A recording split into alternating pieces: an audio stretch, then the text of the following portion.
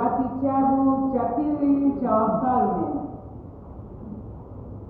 Ilikuwa siku moja, Eliya alikwenda Shunami, na huko kulikuwa na mwanamke mmoja mwenye cheo, naye akamshurutisha aje ale chakula.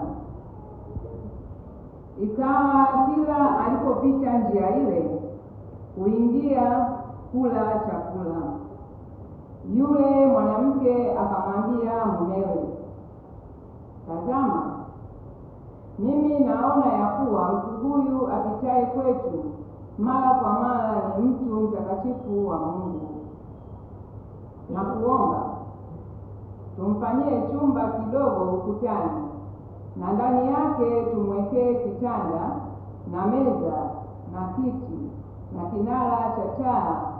Itakuwa atujiapo ataingia humo. Ikawa siku moja akafika huko, akaingia katika chumba kile na kulala. Akasema, basi atendewe nini? Gehazi akajibu, hakika hana mwana, na mumewe ni mzee. Akamwambia, kamwite. Naye alipokwisha kuitwa, akasimama mlangoni, akasema, panapo wakati huu mwakani utamkumbatia mwana. Neno la Bwana.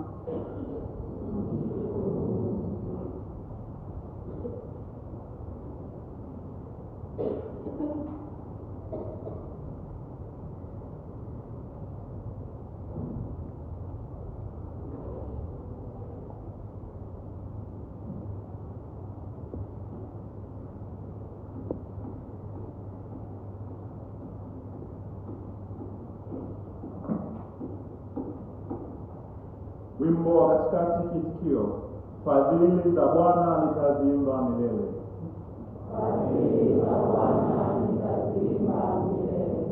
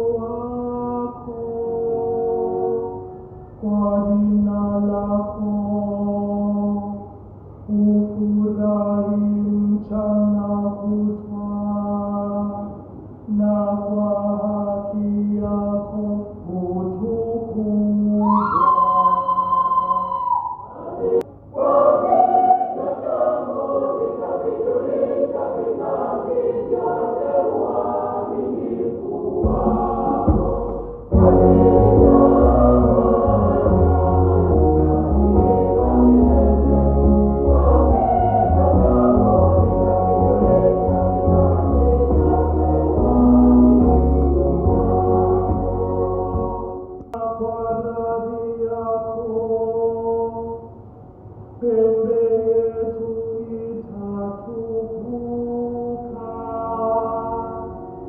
maana ngao yetu ina Bwana na mfalme wetu ni wake Mtakatifu wa Israeli.